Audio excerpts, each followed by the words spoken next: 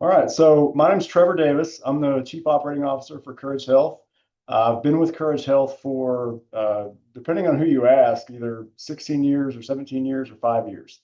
So that's kind of a long story there, but I thought that I really want to talk about exercise and its effect on the brain. Um, Obviously our brains are very important, and we want them to be healthy, through our entire lives. So, and exercise plays a big role in that. And actually, this morning, I printed out my notes for the presentation today, and printed them out on the printer. I get up, walk to the kitchen, get a bottle of water, go back to my desk, sit down, take 2 sips of water, and then I remembered, oh, the whole reason that I got up was to go get my notes off the printer. So, yeah, I think it's appropriate to talk about brain health and memory and all that good stuff. So, gonna get started. So it's always useful, I think, to kind of remind myself and all of us kind of the mission of Courage Health, what we do, why we do what we do. We empower individuals living with serious health conditions to take active steps to renew life. Our programs boost physical strength, lift spirits, and promote lifelong wellness. So we definitely want to live that out with our program and make sure that we're providing that to our patients. And hopefully through our KourageConnects series, continue to do that. All right, what are we going to talk about today? So we're going to discuss a general overview of brain health. What does that look like? Exercise in the brain. We'll talk about cognitive decline, age-related cognitive decline. We'll talk about exercise and how it affects memory, emotional regulation, coordination, and motor control, and the types of exercise that really help the brain a lot and how much you should do, and then some action steps that you can take. So brain health is the capability of the brain to function across cognitive, sensory, emotional, behavioral, and motor domains. So that includes things like communication, decision making, problem solving. It's the ability to think, learn, and recall. So that's our memory, emotional regulation, and mood stability. So that's things like anxiety and depression, happiness, sadness, all of that. Coordination and motor control, the ability to move, our balance, resilience against disease. So the healthier our brains are, the more resilient we are to disease in general. And then obviously having a healthy brain is a big contributor to maintaining independence as we age. All right, exercise and the brain. So exercise has a hugely positive effect on both your body and your brain. Chronic health conditions can negatively impact brain function over time, so it's important to stay active. So exercise helps to improve memory, and we'll talk a little bit more about that later. It reduces anxiety. It lowers the risk of dementia and really all neurodegenerative conditions. It really reduces those risks. It stimulates neurogenesis, so it stimulates the production of new neurons in our brain. It enhances brain blood flow, and that's going to be a theme that comes up quite a bit throughout the presentation. Exercise is neuroprotective. It helps to protect our brains from harm. So it helps to reduce inflammation and oxidative stress. It supports neural pathways, so it helps our brain communicate better, not just with between the brain and the muscles, but also communicating between centers of the brain. So when it communicates with itself, it's more efficient when we exercise. And it improves overall mental health. There are a number of studies that show that exercise is as effective as antidepressant medication in managing things like depression. All right, so age-related cognitive decline. So as we age, we experience what's kind of considered normal cognitive decline. So we lose gradually our ability to learn, to reason, our attention wanes, memory becomes more challenging.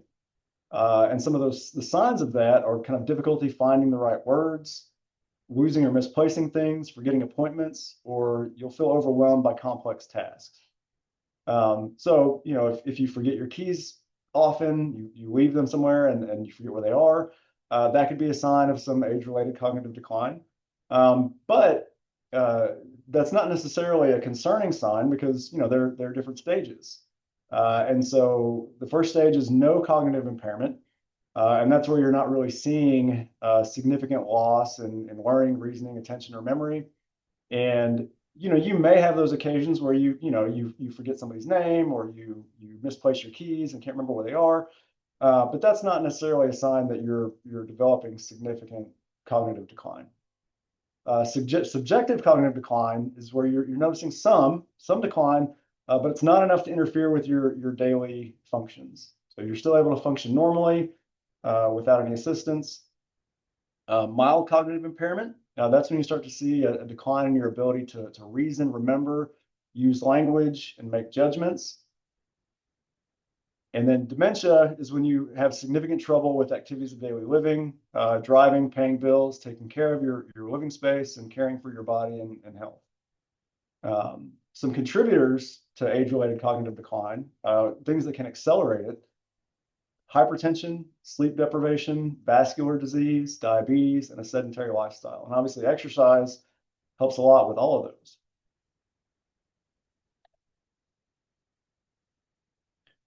So memory, when our brain stores information, it's processed, stored for later access, and there are three main types: short-term, long-term, and sensory. Memory is very complex. It involves the coordination of neurons, neurotransmitters, and neurotransmitters are chemicals that are released at the end of a nerve fiber to send the nerve impulse on to the next nerve fiber. Synapses, and then many brain regions. So the memory is coordinated primarily by the hippocampus. So that's the part of the brain that's primarily involved with it, but other brain regions are involved too. And what exercise does for you, it increases brain volume, it promotes neuron formation, it improves blood flow to the brain, it encourages production of something called brain-derived neurotrophic factor. And that's a protein that's active in the hippocampus and then other areas of the brain as well. It helps to preserve those neurons, and it promotes neuron growth. So it's sort of a repair and restore protein that works in your brain. It's very important, and exercise helps to stimulate that. So with neurotransmitters, our memory declines kind of over time, partly because of that neurotransmitter production, and it declines. And that reduced blood flow and the memory sections of the brain actually tend to shrink with age as well. And exercise can help to mitigate that.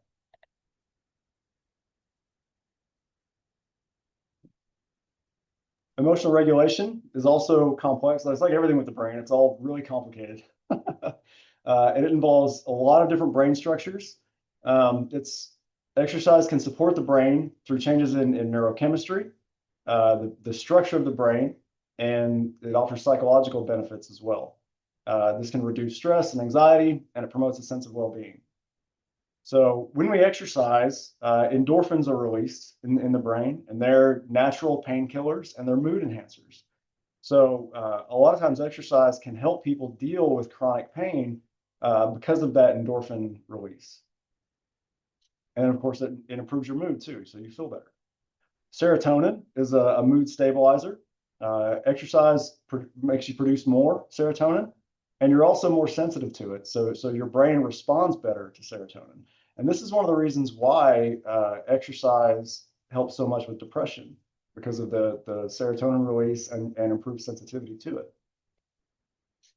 Dopamine, that's the motivation hormone. So reward, pleasure.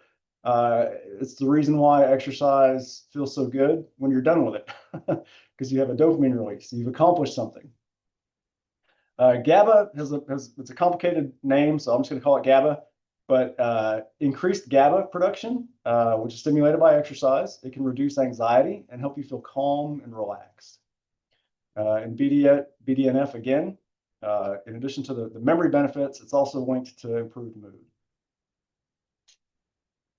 It reduces cortisol and adrenaline. Those are stress hormones. and it increases brain volume. So that's another theme that kind of throughout this presentation.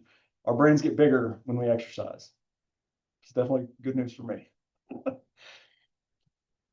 It also improves self-esteem, social connection, and emotional resilience. When we exercise, we feel better about ourselves. If we exercise in a group, it can develop social connections. And then the emotional resilience, because when your body's stronger, those things in life that are stressful and annoying and aggravating, they tend to not bother us as much. Coordination and motor control. Exercise stimulates something called neuroplasticity, and that's the brain's ability to reorganize neural connections. This improves communications between the brain regions responsible for movement and between the brain and the muscles. It's primarily controlled through the cerebellum and the motor cortex. And so the cerebellum kind of integrates sensory input with movement. So we get input from our eyes, smell, taste, touch. The cerebellum will integrate that with our movement.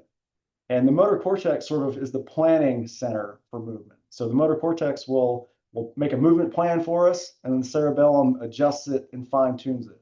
So it makes it smoother and easier for us to do. Neuromuscular connections get strengthened. That allows for easier movement.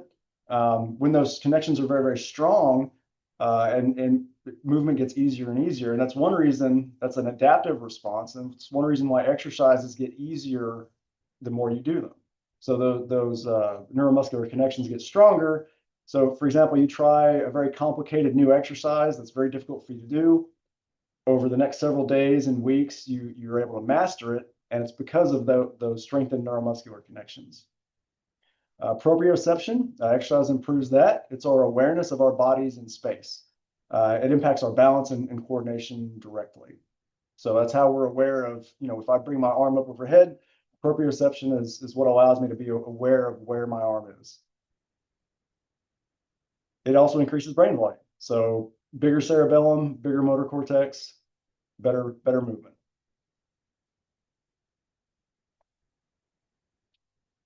All right. So what type of exercise and how much of it should we do? So we really want to get these brain benefits. Obviously, the amount of quality of life that you have when you can move with coordination, when you can remember and recall and you can have reductions in stress and anxiety and depression. It's a big deal. So what sorts of exercise should we do and how much should we do? Cardiovascular exercise has the strongest correlation to brain health, particularly things like walking and cycling, although any exercise that gets your heart rate elevated will provide benefit. It improves blood flow to the brain and it reduces inflammation. So cardiovascular exercise is the big one. And studies show up to a 31% reduction in risk of developing dementia when you engage in cardiovascular exercise consistently. Resistance training is also very important. There are potential benefits for memory, focus, and well-being. It improves insulin sensitivity, and that's a big deal for brain health because the brain runs on glucose, on sugar. And so the brain needs that insulin to be active and functioning, and it makes it helps it to stay fit. It also stimulates the release of dopamine and serotonin, which we talked about earlier. Those chemicals that help us feel rewarded for exercise and also feel good and have an overall sense of well-being. It also may protect against developing Alzheimer's, and it can potentially slow the progression of Alzheimer's as well. So balance exercise is also important. Not only does it reduce fall risk, but it triggers neuroplasticity. It forces the brain to process movement, postural and sensory information, and it may improve spatial awareness and memory recall. Yoga and Tai Chi. So this is in sort of the category of exercises where you're doing a lot of kind of controlled movement, and there's a big focus on breathing. Yoga and Tai Chi and those types of exercise modalities, they can cause reductions in cortisol and adrenaline, so it can reduce anxiety and feelings of stress. It may improve memory and focus. and group classes especially can improve that social connection. So yoga and Tai Chi are very beneficial for brain health. And how long should you exercise? So the recommendations are, and these are the standard recommendations, 150 minutes per week of moderate intensity cardiovascular exercise, and then 2 to 3 total body resistance training sessions per week.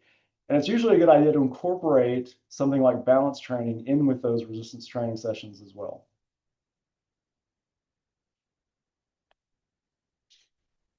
All right, so what are some action steps? So the first thing that you want to do when you're thinking about physical activity and you want to increase your physical activity is establish your baseline.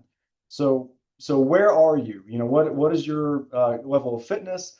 And for those of you that have been started in the Courage Health program, you know, you've experienced that initial visit where we've assessed you. So establishing your baseline is very important because when you know where you are, then you can build from there. The second step is setting goals. So you want to set very realistic and achievable goals. And we actually have a really great video on our YouTube channel. Brian Brandt did a KourageConnects on goal setting. So I encourage you to go check that out. I'm not going to get into a lot of detail about that because he does a great job of going through those steps and how we can set really good goals. But setting goals, it gives you kind of stepping stones to work towards. You know, when you have a goal to achieve, you know, you're also more likely to achieve it. When you have something written down, stated, this is what I want to do, it gives you a target. Steps, and this isn't steps towards your goal. This is actually physical walking steps. It's an indicator of your overall daily activity. The recommendations have actually shifted on step counts. You know, it used to be 10,000 a day. That's the target.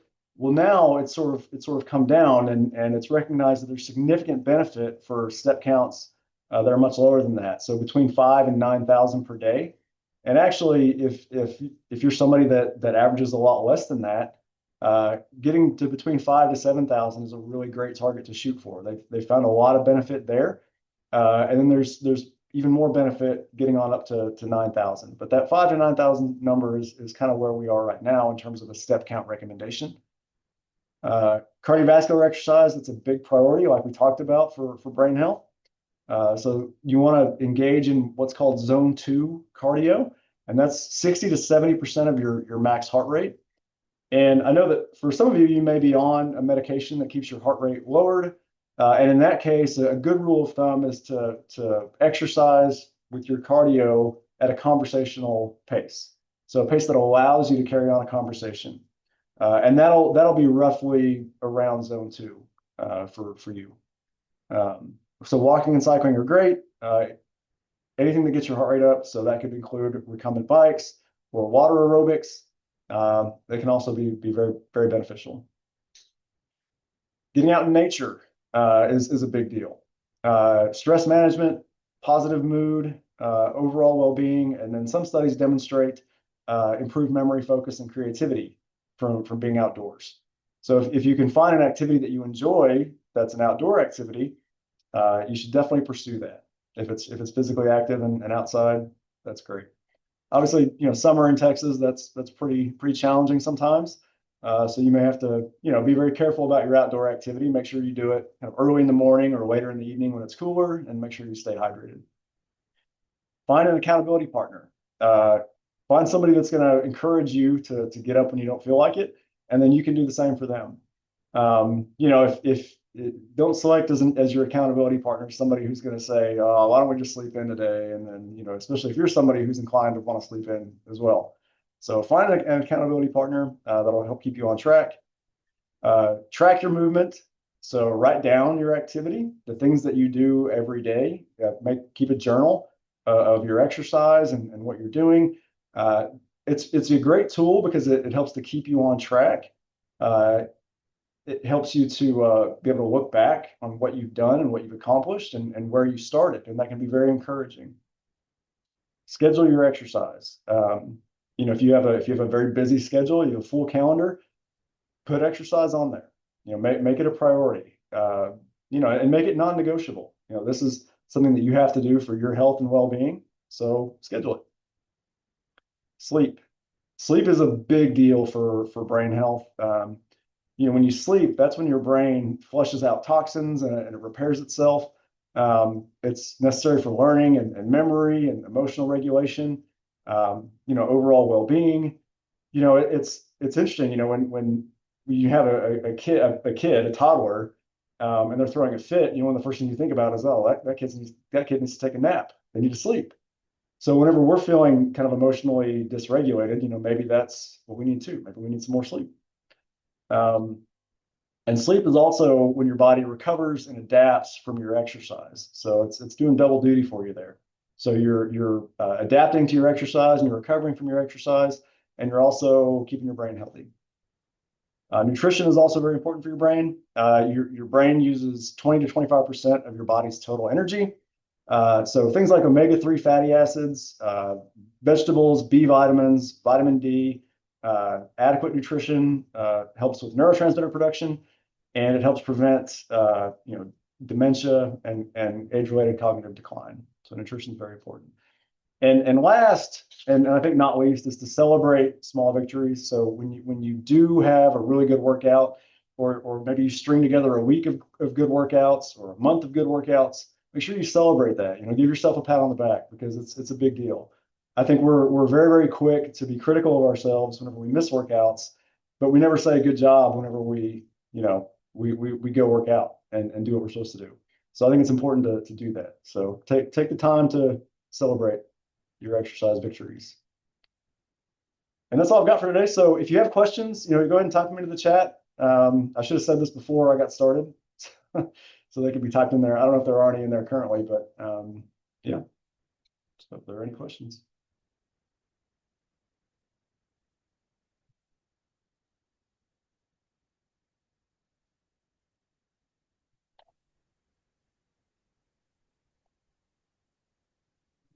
Great job, Trevor. Thank you. What a turnout. So let's see, Carol. So the cognitive decline. So they have specific measurement tools that are used. I don't have a list of those with me, but they do have different tests and assessments that they will use to measure your cognitive decline. And it's a combination of self-reported information that you would provide to your physician, along with some different assessments that they could do, different tests to kind of test your cognitive function. And they do have different grading scales for that. As I mentioned, they have the 4 stages. But there are different assessments, but I don't have those to hand.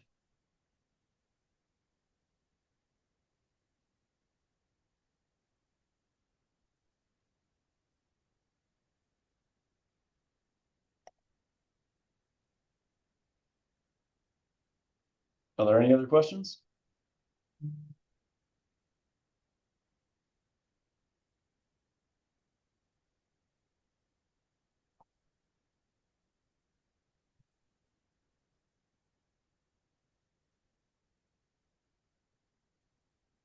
I think you answered them all. Oh, great. Well, if you think of any, I'll go ahead and type my email in here. I think it was on the slide, but am I still sharing my screen? Yes. So my email is on there. If you think of any questions about either Courage Health or exercise in general or exercise and brain health, I'd be happy to answer them. So you can send me an email. And otherwise, yeah, thank you for showing up. We love what we do at Courage Health. We love having the opportunity to come alongside you in your health journey and help you get better, get stronger, and stay independent.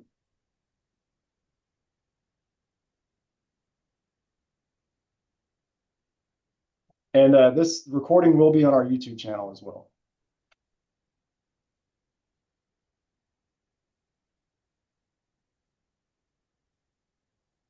All right. All right. Hope everybody has a great weekend. Yeah, On thank this you, everybody. Friday.